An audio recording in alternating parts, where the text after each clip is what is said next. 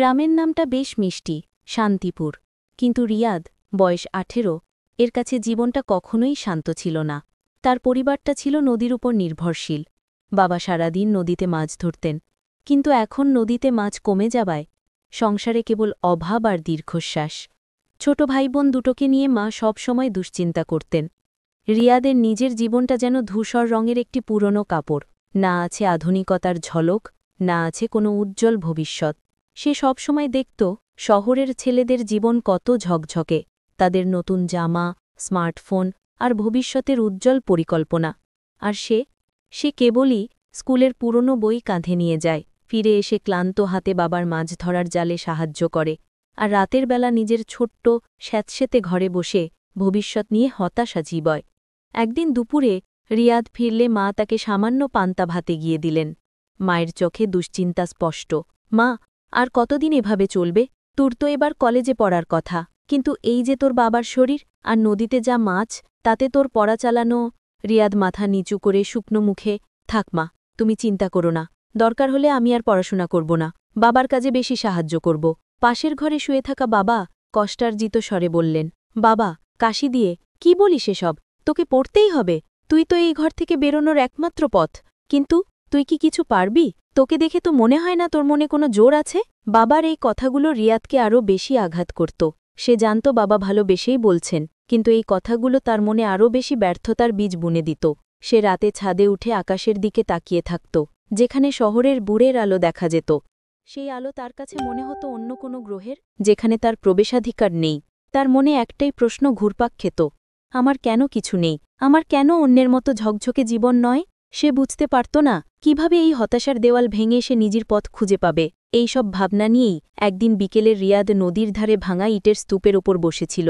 নদীর জল তখন সূর্যের শেষ আলো মেখে সোনালি হয়ে উঠছে। বাতাস বইছে, কিন্তু রিয়াদের ভেতরের ঝড় থামে না। ঠিক তখনই তার পাশে এসে বসলেন একজন বুড়ো ভিক্ষুক।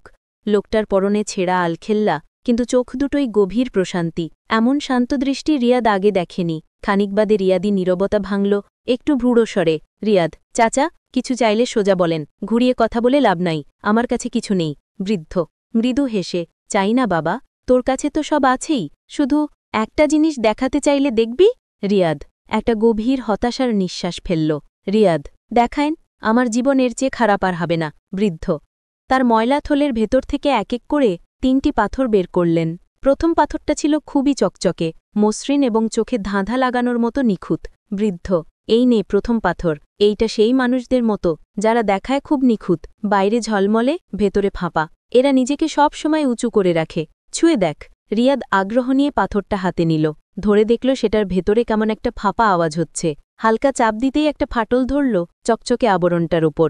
রিয়াদ, এ কি, এত ভঙ্গুর, এত সুন্দর, কিন্তু ভেতরে এত দুর্বল। বৃদ্ধ, এদের রংটা বাইরের পলিশের ওপর টিকে থাকে, একটু ধাক্কা লাগলেই ভেঙে যায়। এদের জীবনও তাই, অন্যের প্রশংসা না পেলে বাঁচে না। বৃদ্ধ দ্বিতীয় পাথরটা রিয়াদের হাতে দিলেন। এটি ছিল ভারী, শক্ত, রুক্ষ, কোনো সৌন্দর্য নেই তাতে। বৃদ্ধ, এরা দ্বিতীয় শ্রেণীর মানুষ, কষ্টের মুখে এরা নিজেরা পাথর হয়ে যায়, বাইরে শক্ত, ভেতরেও শক্ত, কিন্তু এদের কোনো উষ্ণতা নেই। এরা কখনো ভাঙে না ঠিকই, কিন্তু কখনো কাউকে আশ্রয়ও দেয় না। এরা কেবল নিজের দেওয়ালে নিজেই বন্দী। রিয়াদ পাথরটা নেড়েচেড়ে, শক্ত হওয়া কি খারাপ চাচা? জীবন তো টিকে থাকার লড়াই। বৃদ্ধ, শক্ত হওয়া ভালো বাবা, কিন্তু কঠিন হওয়া ভালো না। টিকে থাকার বাঁচা দুটো এক জিনিস নয়। এই পাথর কাউকে ভালোবাসতে পারে না। এরপর বৃদ্ধ শেষ পাথরটা বের করলেন। এটা ছিল সম্পূর্ণ সাধারণ, অনাকর্ষণীয়, রাস্তার ধারে কোনো পাথরের মতোই। রিয়াদ, এটা তো কিছু না চাচা, একদমই সাদামাটা। বৃদ্ধ, বাহ্যিক রূপেই তো আমরা ঠকে যাই বাবা। এইটা সেই মানুষ যাদের দিকে কেউ তাকায় না, যাদের জীবন তোকে এখনকার তোর জীবনের মতো মনে হচ্ছে, কিন্তু দেখ। বৃদ্ধ শান্তভাবে পাথরটা জলে ফেললেন। সাথে সাথেই জাদু, পাথরটি জল স্পর্শ করতেই ভেতর থেকে রং ছড়াতে লাগল। নীল, গোলুব, সবুজ, কোমল রঙগুলো মিলেমিশে জলকে জীবন্ত করে তুলল। দৃশ্যটা ছিল অবিশ্বাস্য। বৃদ্ধ, সাধারণ দেখালেও ভেতরে রং থাকে। যারা ধৈর্য ধরে, নিজের পথ ধরে, যারা নিজের ভেতরের সৌন্দর্যকে যত্ন করে, তারা সময় এলে এমনভাবেই নিজের আলোটা ছড়ায়। কিন্তু রংটা ছড়ানোর জন্য জলের মতো একটি মাধ্যম লাগে, যা হলে ধৈর্য আর সময়। রিয়াদের চোখে জ্বলন্ত কিছু একটা ছোঁয়া লাগল, তার নিজের ভেতরের রংটা যেন হঠাৎ খুব জোরে নড়ে চড়ে উঠল। বৃদ্ধ উঠে দাঁড়ালেন। নদীর জল তখনও মৃদু আলো ছড়াচ্ছে। বৃদ্ধ, বাবারে, তুই কোন পাথর হতে চাস? জীবন তোকে 3টি পথেই ডাকছে। রিয়াদ প্রথমবার নিজের জীবনের দিকে রাগ বা হতাশা নিয়ে নয়, একটা গভীর আশা নিয়ে তাকাল। সে হাতে ধরা কঠিন পাথর দুটি ফেলে দিল। রিয়াদ দৃঢ় কণ্ঠে, চোখে আত্মবিশ্বাস, আমি 3য়টা হব চাচা। আমি জানি আমার ভেতরে রং আছে। আমি ধীরে ধীরে সেই রং ছড়াব। বৃদ্ধ স্নেহের হাসি হেসে, তাহলে তোর জীবন বদলাতে তোরই প্রস্তুতি লাগবে। কেউ এসে তোর হয়ে রং ছড়াবে না। তুই এখনকার তোর জীবনটাকে স্রেফ একটা অপেক্ষা বলে মেনে নে বাবা। বৃদ্ধ নদীর তীর ধরে হেঁটে গেলেন। রিয়াদ উঠে দাঁড়াল। সে জানে এইবার আর সে হতাশাকে চিবোবে না। সে এখন নিজেকে শান দিতে শুরু করবে, যেন সময় এলে তার ভেতরের রংটা ঝলমল করে ওঠে।